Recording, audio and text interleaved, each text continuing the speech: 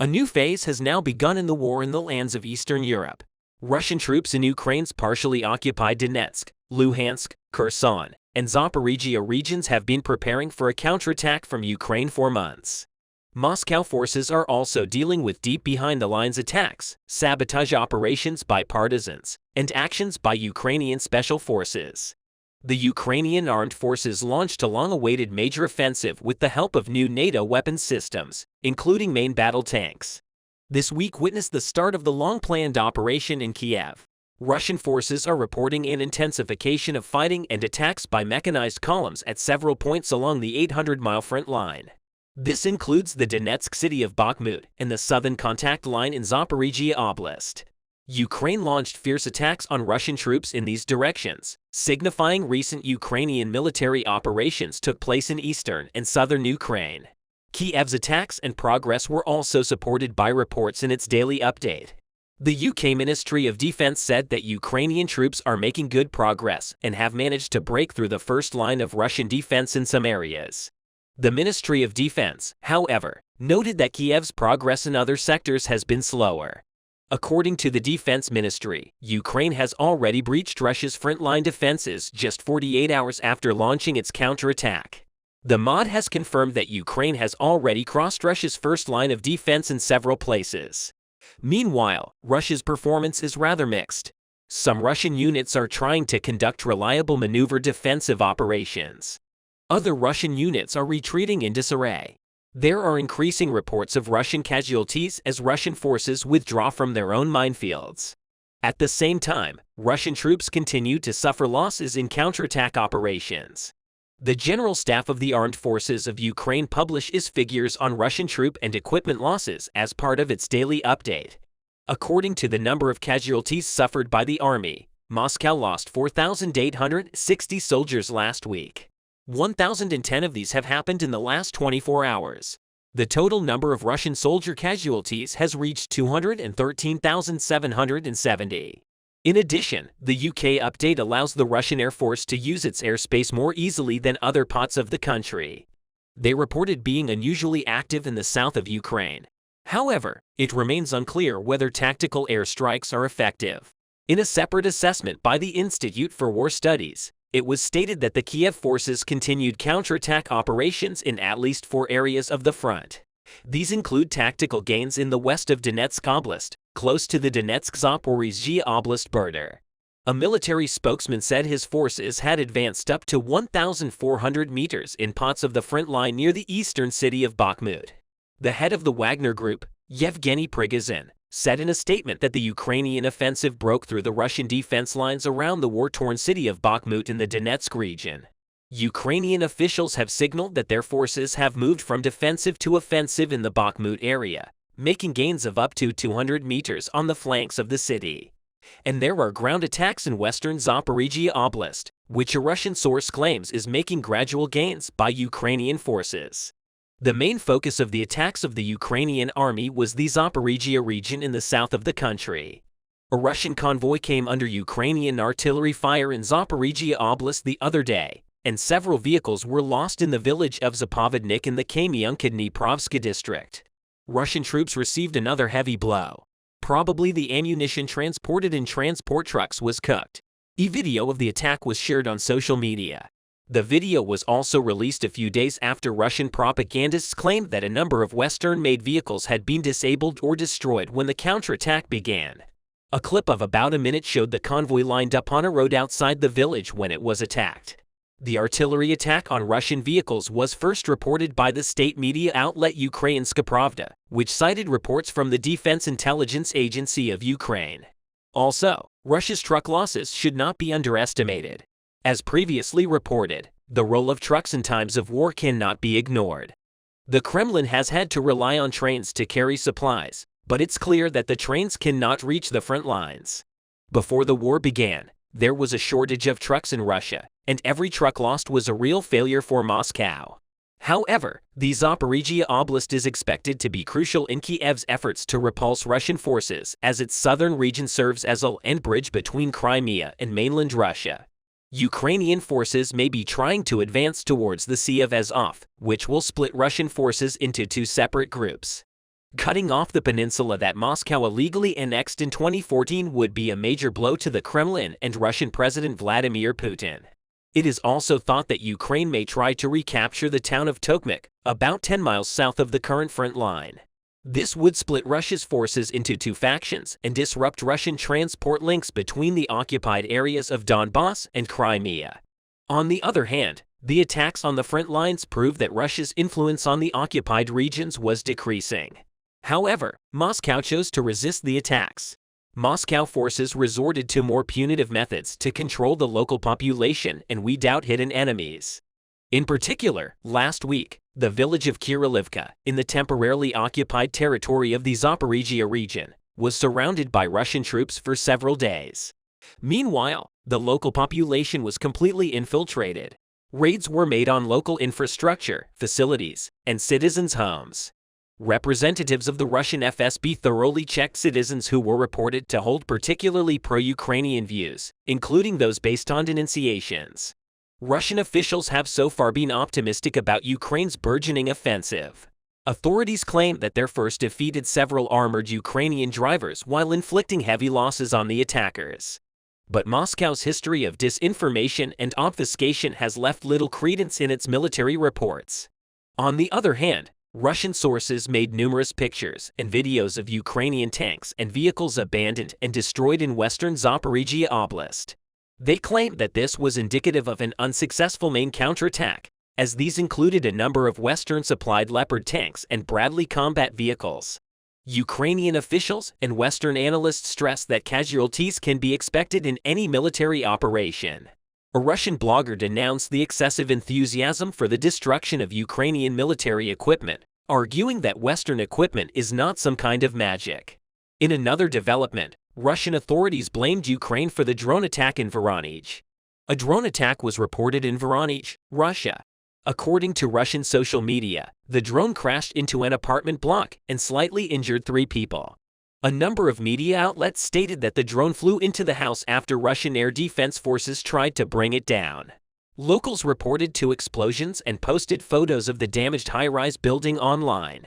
Later, Russian media outlets announced that a nearby private house was also damaged. Russian media, citing Russian special services, identified 3 possible targets for the drone. The first target of the drone could have been the Baltimore airport. This airport is 4.5 kilometers from the accident site. The second target could be an aviation business. The Voronezh aircraft factory is 3.5 kilometers away. The Regional Federal Security Service building, located just 300 meters from the explosion site, could also be one of the drone's targets. The target of the drone still remains unclear. However, the most striking thing here is Russia's inability to resist the Ukrainian attacks. In addition to the increased offensive operations in the east and south, Russian cities affected by the war are also cornering Vladimir Putin. We will wait and see how the Russian leader will react to these attacks. A legendary offensive operation has started on the battlefield in Ukraine, especially in recent days in the city of Bakhmut. Clashes had decreased until a few days ago. Instead of the city, the Ukrainians continued their offensive operations in the Zaporizhia region in the direction of Tavria. But the great offensive plans of the Ukrainian forces returned to the stronghold of the war. So the Ukrainian attacks in Bakhmut began to increase. Ukrainian forces have currently blockaded the city from 2 directions. The unimaginable attacks of the Ukrainian army in the northern and southern directions of Bakhmut are seriously straining the Russian troops, especially on the northern flanks of Bakhmut. As the Russians withdrew from Verkhovka, the Ukrainians crossed the Shroborova Pond. Russian troops there had to withdraw the defensive fortifications. In addition, Orikho-Vasilivka settlements in the northwest direction of Bakhmut also witnessed the counterattacks of the Ukrainians. In Kromov, also in the northwest of the city, the Ukrainians repeatedly launched artillery attacks on the Russian troops, keeping the northern direction of Bakhmut. In this way, and making serious progress in these areas, the Ukrainians are currently very active in the south direction of the city, in the Alpine region south of Bakhmut. We can see that the Ukrainians have formed a heavy offensive corridor. In addition to this city, English-Zvika just south of Bakhmut, the Ukrainian superiority over the Russians continues in these areas. Special units of the Ukrainians also provide support to the major offensive operations in Kiev. while Ukraine's 3rd Assault Brigade is holding back the Russians in the southern countryside of Bakhmut. The soldiers of the 93rd Mechanized Brigade of the Ukrainian Army are breaking up the Russian fortifications in the city in the wooded areas to the southwest of Bakhmut. A full-blown battle is raging. The clashes of the Ukrainian and Russian troops in this area continue within a very short range from time to time. The range of clashes between both sides of the war drops even below 100 meters. As a result of all these efforts, the Ukrainian defense forces managed to advance 2,000 meters on the southern and northern flanks in the Bakhmut region. One of the biggest shares in this advance of the Ukrainians was the 3rd Attack Army. Sergei Sharavathy, spokesman for the Eastern Command of the Ukrainian Armed Forces, officially shared this news on his own account. Already a few days ago, Deputy Minister of Defense of Ukraine Hanna Maliar reported that her troops were advancing 1,000 meters in the direction of Bakhmut. But at this time, the Ukrainians took the wind at their back, and with an extra 1,000 meters of advance, smashed the Russian fortifications with HIMARS artillery strikes, missile troops and air force. The Russians, on the other hand, did not find the opportunity to carry out offensive operations in these areas. Deputy Minister of Defense Maliar claimed that the Russian forces in Bakhmut had shifted to defensive roles, holding positions under their control, and that Moscow had withdrawn its reserves in this direction for protection. In line with these statements, Russian soldiers were being cleared one by one from the city of Bakhmut. One of the most important front lines of Donetsk was this the week that Ukraine's long-awaited counteroffensive finally began. Russian President Vladimir Putin seems to think so. In a video interview published on Telegram, President Putin firmly admitted that Ukraine's major offensive operations have begun in some respects. These offensive plans, which were described in military jargon as Ukraine's shaping operations, were now accepted as a real attack by even Russia's highest position. And still the long-range artillery and missile attacks of the Ukrainian army on important Russian logistic targets behind front lines of the city of Bakhmut continued. The latest war reports indicated that 120 Russian soldiers were killed as a result of the Ukrainian forces' attack in Bakhmut. Ukrainian forces managed to capture 184 Russian soldiers. In addition, 5 tanks of the Russian army, an armored personnel carrier, an assault amphibious vehicle, and armored vehicle were all destroyed in the offensive operations of the Ukrainians in Bakhmut. Among the losses of the Russians on the wings of Bakhmut and the city were 130 howitzer and warfare station, 2 Orlan, 10 UAVs, fiber optic reconnaissance stations, and 9 field ammunition depots. The news about the loss of the Russian ammunition depot was reported by the commander of the land forces of the Ukrainian Armed Forces, Colonel General Oleksandr Kursky. Colonel General Kursky stated that the soldiers of the Ukrainian Armed Forces destroyed a weapons and ammunition depot belonging to the Russian invaders in the direction of Bakhmut with the zero-point fire of the artillery. So what was the fate of Zaporizhia? While the Ukrainian army's storm operations in Bakhmut continued like this, things seemed to be changing as small detachments of lightly armored Ukrainian troops advanced towards the Russian fortifications on the front lines southeast of Zaporizhia. Sergei Kusin, co-founder and head of the Center for Security and Cooperation of Ukraine, reported that at the moment, the combat reconnaissance phase of the Ukrainians continues along the entire front. This meant that there was an investigation in the Russian defense. The Russians, on the other hand, had gathered their defense units in this region in certain strategic centers to counter the Ukrainian forces. Mr. Kusin refused to name specific towns, saying that the bulk of the Russian forces were in the area south of Zaporizhia. On the other hand, Deputy Defense Minister Maliar reported that Russian troops are actively defending the area around the town of Orikhiv, about 65 kilometers southeast of Zaporizhia. When we consider all these explanations, we understand that the Russians, after being defeated in Bakhmut, acted cautiously to avoid the same situation in Zaporizhia. It was announced that clashes continued around Velika Novosilka and that Russian troops were also carrying out a defense mission in these areas. The towns of Orikhiv and Velikaya Novakai Shilka likely form the western and eastern flanks of a highly fortified section of the front line, which many analysts believe will eventually attempt to breach the Russian lines in Ukraine. And the Ukrainians want to create an offensive corridor here and chart a course towards the critical southern front lines like Tokmak and Melitopol. So what will be the main purpose of this attack corridor if Ukrainian forces are able to pierce Russian lines as far as the Sea of Azov? Then any Russian soldier west of these breaches will suddenly become much more vulnerable and completely dependent on supply lines passing through the Crimean Peninsula. All that remains is to destroy the Kerch Bridge, connecting Russia with Crimea, and attack the ships and planes used to transport supplies to the peninsula. However, in order for the Ukrainians to fulfill this purpose, they need to create an attack ramp in the Kherson region in addition to Melitopol and Tokmak. In fact, Kherson will be one of the most important front lines for this freedom plan of the Ukrainian army extending to the Crimea. If we look at what is happening in Kherson at the moment, we can understand that the situation in the region is somewhat mixed, and that both sides of the war will be forced to carry out a momentary offensive operation because the collapse of the dam at Novokakhovka and the subsequent flood that covered approximately 230 mi of 596 kilometers squared on both banks of the Dnipro River changed all the balances in this region. While the Russian trenches in the effective area are flooded, many civilians are still being evacuated. From here, Ukrainians may also target Crimea from Kherson in the future. But as most of the Russian trenches are flooded, it seems highly unlikely that Putin's troops will form small assault groups there and carry out offensive actions to annoy the Ukrainians. However, despite all this, the Ukrainian forces are increasing their security arrangements in case of any civilian attack here.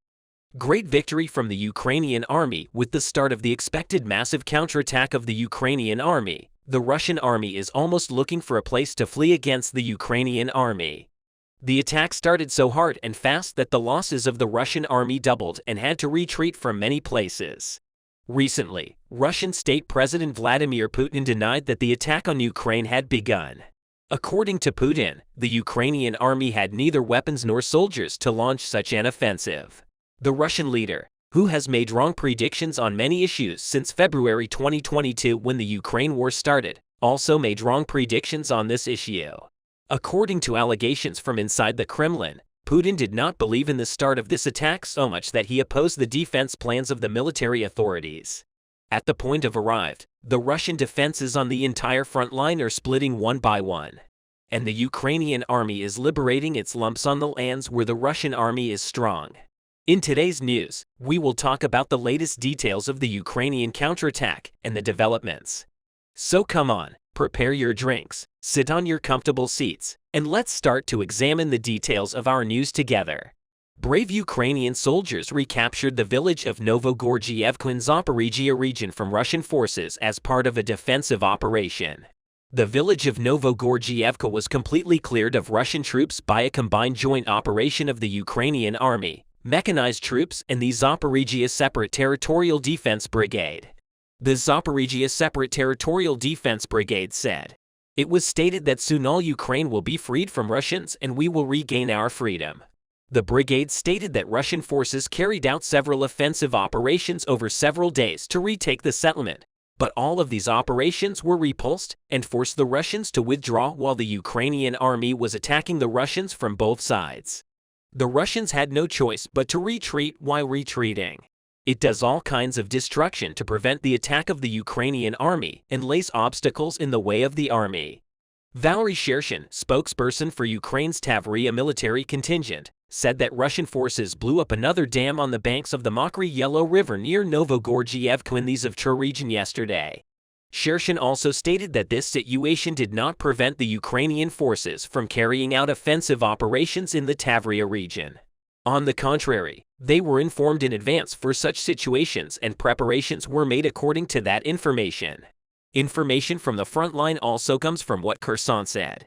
It is reported that the Ukrainian army uses bridge apparatus and mechanized troops advanced with these apparatus in flooded areas. For the past few days, the Ukrainian army has continued operations in the southern part of the Donbass and in Zaporizhia to break through the Russian defenses. The Ukrainian army continues its advance with partial gains in the southwestern part of Donbass and further south in the Zaporizhia Oblast. So far, the Russian army has not been able to make a reliable defense and prevent the Ukrainians from making progress behind the first line of defense. Russian units rely on a defense in depth with mutual support points to repel Ukrainian attacks. The Russian military remains on the defensive for now through a combination of drones, large minefields, strongpoints, and mobile reserves. Russian military officials consider the minefields to be particularly effective in slowing or stopping Ukrainian mechanized attacks. But while such tactics really work, the performance of the Russian army in the last few days has caused its prestige to collapse even more. For close to 17 months, the Russian army tried to advance in Ukraine and failed. Each time it failed to achieve any of its main objectives and lost hundreds of thousands of soldiers in the process.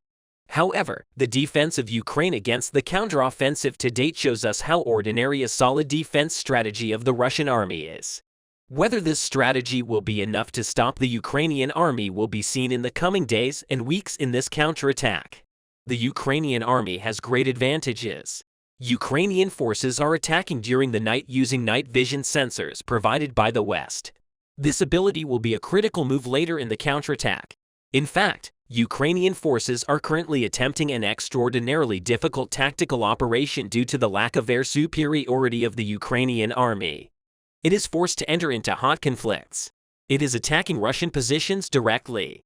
And these attacks, although effective, could put Ukraine at a disadvantage for stronger Russian defenses behind still the rear line support of the Ukrainian artillery, and the shooting of the positions by artillery before the ground troops attack the positions has not slowed the Ukrainian army so far. So what about the Russian losses? With the great offensive of the Ukrainian army, Moscow's losses have also increased. The counteroffensive of Kiev proved extremely costly for the Russian forces on the ground. The Russian military Wagner Group, private military company, and pro-Russian separatist forces lost nearly 7,000 people this week, along with soldiers killed, wounded, or captured in last week's fighting. That is before the Ukrainian counteroffensive began. The Kremlin had lost close to 5,000 soldiers. The Ukrainian Ministry of Defense reported that the Russian army has lost about 220,000 soldiers since the beginning of the war. During this time period, the Russian army lost about 3,950 main battle tanks, 7,700 armored fighting vehicles, 3,750 artillery systems, 610 multiple rocket launchers, 365 air defense systems, 315 combat aircraft, 320 helicopters, 3,300 drones, 1,200 cruise missiles, and 18 warships.